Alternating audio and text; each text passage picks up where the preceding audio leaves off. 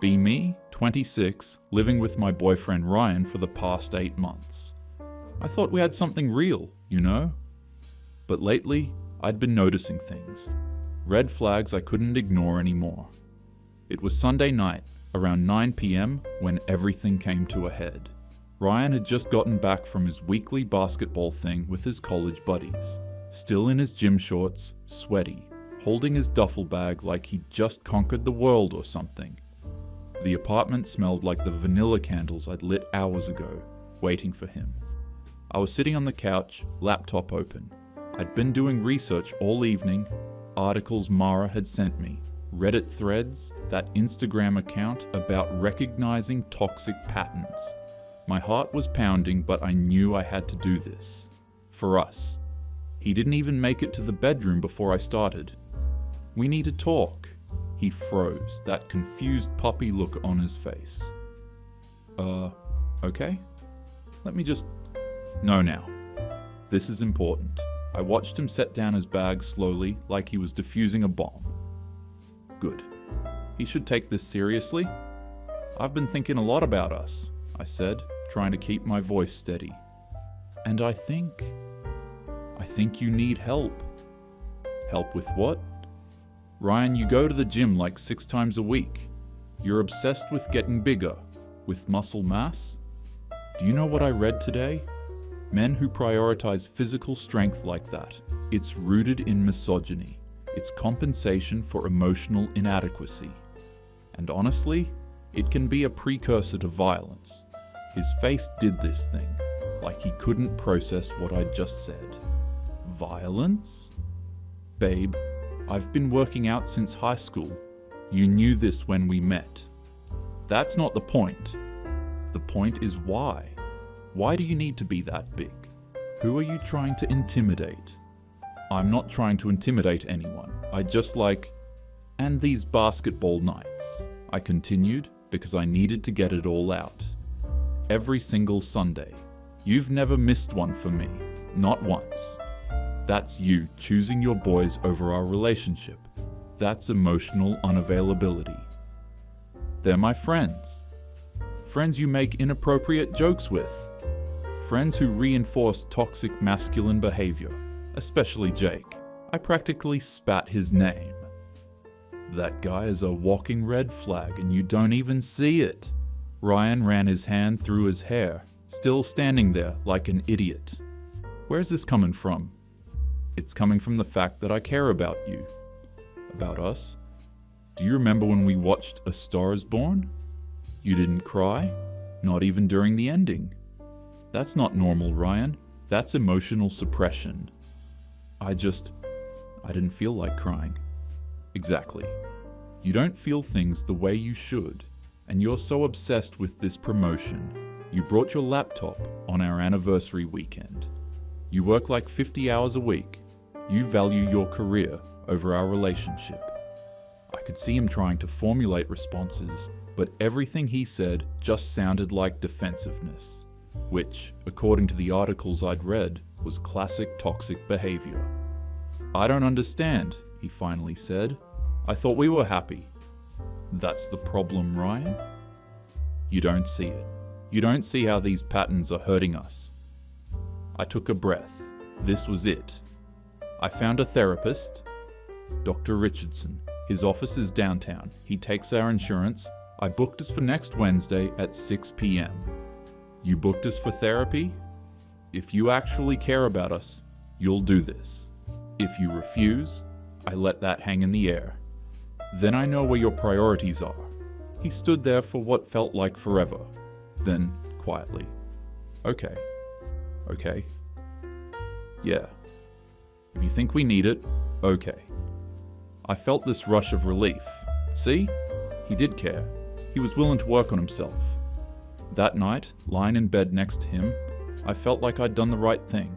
Like I'd saved us before we became another statistic. He was quiet, staring at the ceiling, but I told myself that was just him processing. I didn't know then that I'd just handed him the tools to leave me. Wednesday arrived faster than I expected. The office was on the 11th floor of some downtown building, one of those modern therapy spaces with big windows overlooking the city. 2 couches facing each other, the therapist's chair at the head. Grey walls, a small succulent on the side table, tissue boxes strategically placed everywhere. Dr. Richardson was older, maybe late 50s, with a salt and pepper beard and this calm energy that immediately put me at ease. He shook both our hands, gestured for us to sit. "So," he said, clicking his pen, "what brings you in today?" I jumped in before Ryan could say anything. I'd prepared for this. I think Ryan has some behaviors that are really unhealthy, and I'm worried about what it means for our relationship long term. "Can you give me some examples?" I pulled out my phone. I'd actually made a list. Okay, so first, the gym thing. He takes pre-workout at 5:30 in the morning, which wakes me up. Then he's gone for like 90 minutes, sometimes longer. It's compulsive at this point. Dr. Richardson nodded, writing something down. "How often does this happen?" 5, 6 times a week, minimum. "Ryan, is that accurate?" Ryan shifted on the couch. "Yeah, I mean, I try to go before work. It helps me start my day." "It's excessive," I said. "And then there's the emotional unavailability. When I ask him about his day, he just says, 'fine' or 'good.' That's it. No details, no sharing, nothing." "Do you feel comfortable sharing with her, Ryan?" Dr. Richardson asked. Ryan glanced at me, then back at the therapist. "Sometimes." What does sometimes mean? I guess when I do talk about work stuff, or if I'm stressed about something, she usually tells me I'm being too negative, or she immediately tries to fix it when I just want to vent. I felt my face get hot. "That's not... I'm trying to help." "I know," Ryan said quietly, "but sometimes it feels like there's a right answer and a wrong answer, and I don't know which is which." Dr. Richardson made another note. "What else?" I continued down my list. "Sunday nights. He has this basketball thing with his college friends, 7 to 10 p.m. every single week. Non-negotiable. He's never once missed it for me, not even when I had that work event I wanted him at." "How often do you see your friends?" the therapist asked me. "What?" "I don't know. That's not..." "Roughly. I mean, my girls come over maybe twice a week, but that's different." "How is it different?" I didn't like where this was going. "Because we're home." He leaves. Dr. Richardson turned to Ryan. "Do you feel you have enough time for your own interests outside of work and the relationship?" Ryan hesitated. "Honestly, sometimes I feel like I need permission to do anything. Like if I want to grab drinks with Jake after work, I have to check first.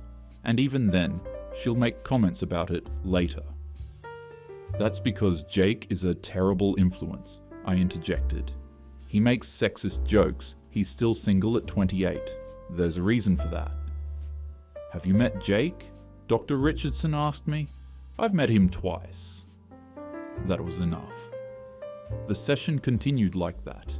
Me presenting issues, the therapist asking questions that felt weirdly pointed at me instead of Ryan. At one point he asked, "When Ryan does share his feelings, how do you typically respond?" I listen.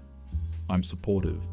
Ryan, my boyfriend, who'd been getting more comfortable as the hour went on, said, "Sometimes it feels like my feelings are wrong. Like if I'm frustrated about something, I should just get over it. If I'm excited about something she doesn't care about, it's a waste of energy." My throat felt tight. "That's not fair."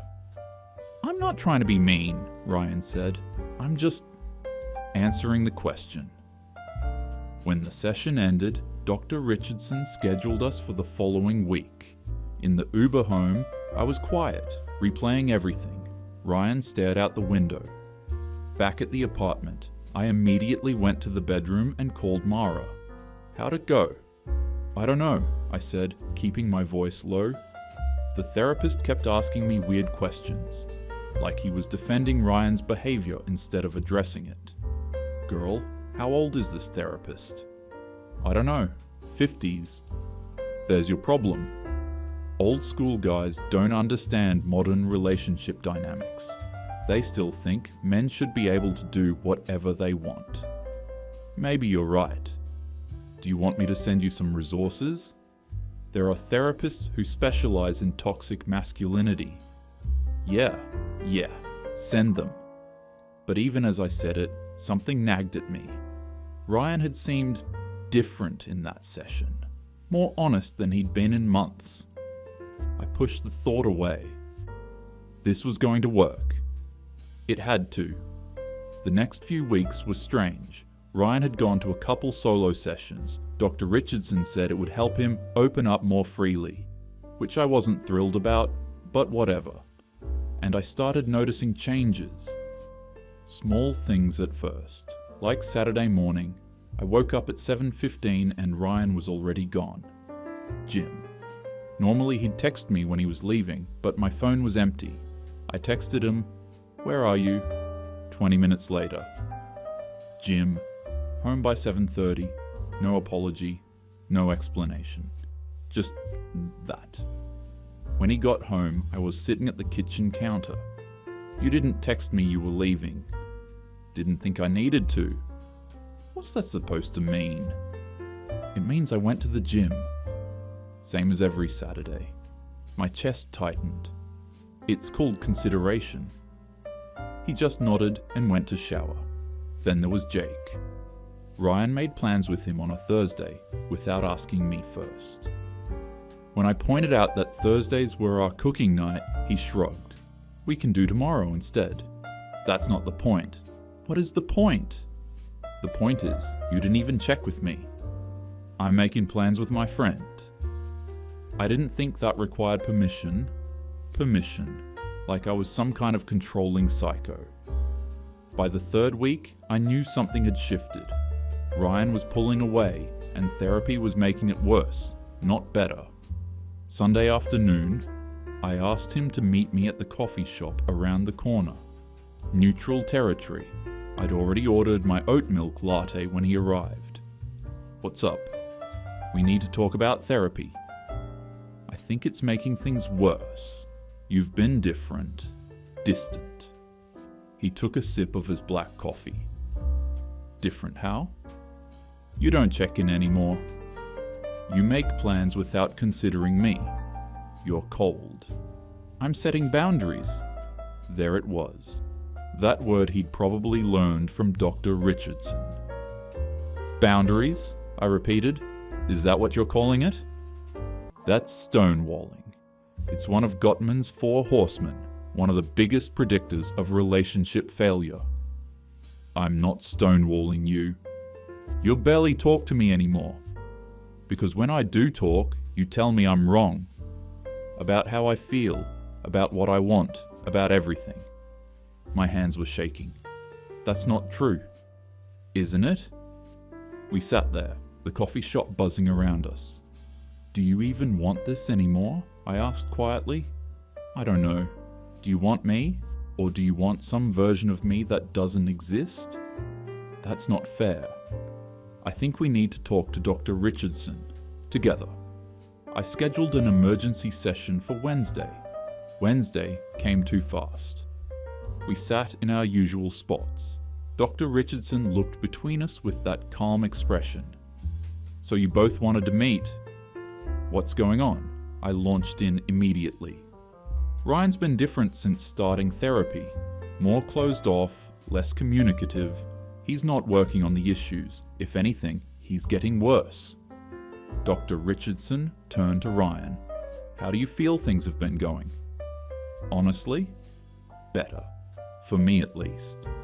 My stomach dropped. "Better how?"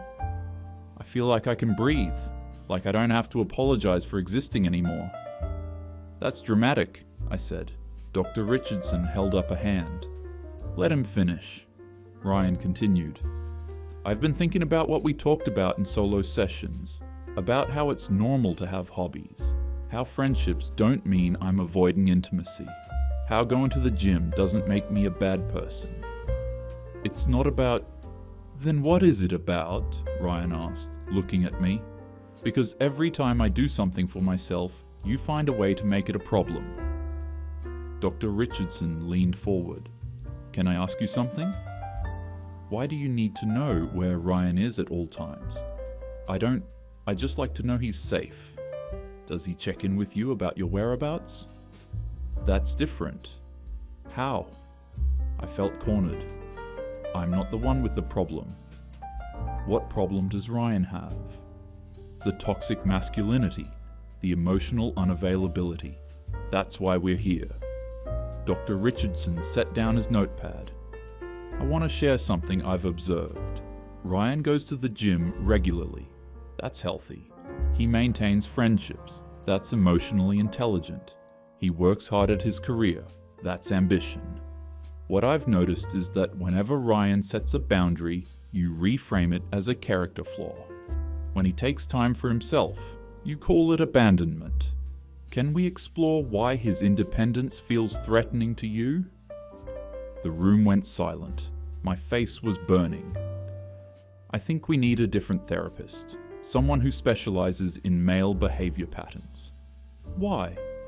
Because you're clearly not seeing what I'm seeing. What are you seeing? Someone who's supposed to help fix my relationship taking his side instead. Dr. Richardson's voice was gentle but firm. I'm not taking sides. I'm observing patterns. The behaviors you've labeled as toxic are actually healthy. The concerning patterns I'm seeing are around control and criticism. I stood up. This is ridiculous. Come on, Ryan. Ryan didn't move. Ryan. I think I want to stay. I stared at him. You're seriously... You can leave if you want. I grabbed my purse and walked out. That night was the worst fight we'd ever had. When Ryan got home around 8:30, I was waiting in the dark. You turned him against me. Ryan set his keys down slowly. That's not what happened. Then what? Because I tried to help you and you've made me the villain. Nobody's the villain. But some of your expectations aren't fair. Like what? Like needing to approve my friendships, monitoring my schedule, making me feel guilty for having interests outside of us. I don't do that. You do. And I've been letting you because I didn't want to fight. But this isn't healthy. This?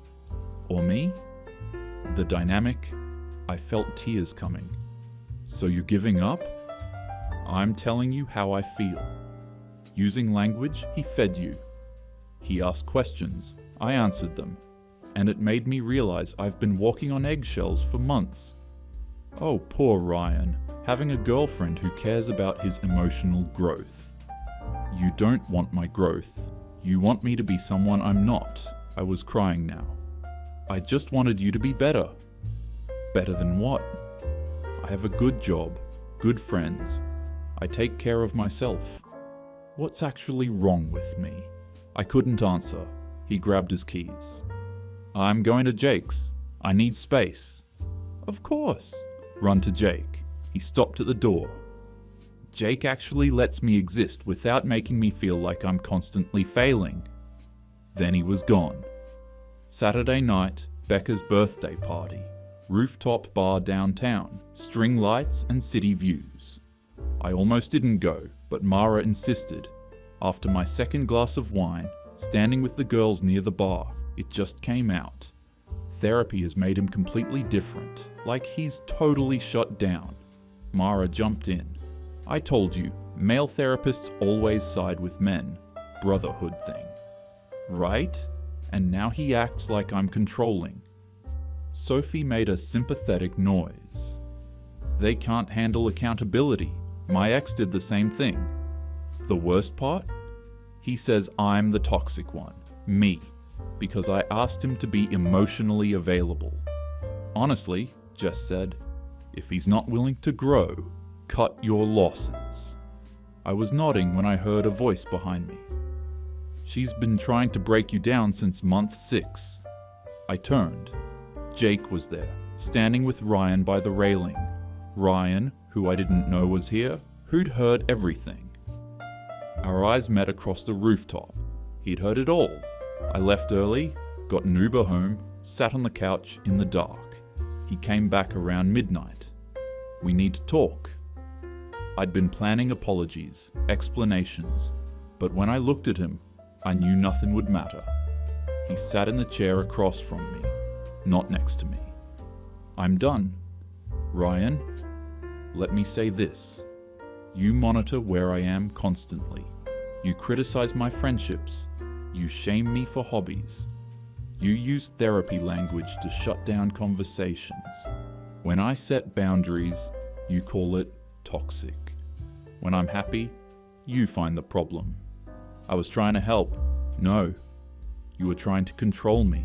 My throat was so tight. I love you. I know you think you do, but love doesn't look like this. So you're giving up on everything we built? You gave up on who I actually am the day you decided I needed to be fixed. I started crying. Please, we can work on this together. I don't want to. You're making a mistake. Maybe, but it's mine to make. He stood. I'll get my stuff this weekend. Just like that? Just like that. Wednesday, 6 p.m. Dr. Richardson's office, one last time. I'd called and asked if we could do a final session with Ryan, for closure. So this is your last session, Dr. Richardson said. What do you hope to accomplish? I jumped in. I think if we both commit to being honest. I'm not here to get back together, Ryan said. I'm here because you asked for closure. My heart sank. I came here thinking I was broken, Ryan said. That working out, having friends, focusing on my career, were problems. What I learned is those things aren't problems. They're what make me, me. I also learned I've been accepting treatment that isn't okay. Being monitored, criticized for things that are healthy, being made to feel like my feelings are wrong. I'm done accepting that. He looked at me. I don't hate you, but I can't be in a relationship where I feel like I'm constantly failing. I felt my defense kick in. This is avoidant attachment. You're in a flight response. Stop! Dr. Richardson's voice was firm. I'm going to say something I should have said weeks ago.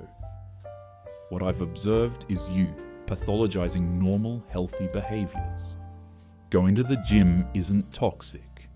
Having friendships isn't abandonment. Career ambition isn't emotional unavailability. Setting boundaries isn't abuse. You don't understand. I've been doing this for 23 years. I understand perfectly. You came here wanting him to be emotionally available, but when he expressed his actual feelings, you dismissed them. You wanted vulnerability, but only the kind that confirmed your narrative. The room felt like it was tilting. What Ryan is doing? Leaving a relationship where he feels controlled. This is the healthiest choice he could make. I looked at Ryan through tears. You're really done? Yeah. You're going to regret this. Maybe, but I need to find out. 3 weeks later, I'm sitting in Mara's apartment, wine glass in hand, going over it again. He just threw away 2.5 years, I say, because he couldn't handle basic emotional work. Men are so fragile, Sophie says from the couch. The second you ask them to grow, they bail. And that therapist, Mara adds, completely unprofessional. He basically coached Ryan to leave you. Right? Like, isn't therapy supposed to help relationships, not destroy them? I take another sip. My phone is face down on the table. Ryan hasn't texted in over a week. I heard through a mutual friend he got his promotion. $120,000. Of course, now he'll think leaving me was the right choice. You know what the worst part is? I say. He actually believes he was the victim. Like I was this terrible girlfriend when I was just trying to help him be better. That's what they do, Jess says. They flip the script. Suddenly you're the problem for having standards. I nod, feeling validated. See? It's not just me. Everyone sees it. I even texted him that I'm seeing someone new, I admit, just to show him I'm fine. Are you? Mara asks gently. I will be. Once I find someone who actually wants to do the work, someone mature enough to handle a woman who knows what she wants. They all murmur agreement. We toast to dodging bullets and knowing our worth. But later, lying in bed alone in the apartment that's now just mine, I can't stop replaying Dr. Richardson's words. The concerning patterns are around control and criticism. Number. That's not right. I was helping. I was pushing him to be better. Wasn't I? My phone lights up. It's an article someone shared in my group chat. 10 signs your partner is a covert narcissist. I screenshot it, send it to Mara with, "This is literally Ryan." She hearts it immediately. I read through the list, checking off items in my head. Emotionally distant, prioritizes self over relationship, uses therapy language to manipulate. See? I was right all along.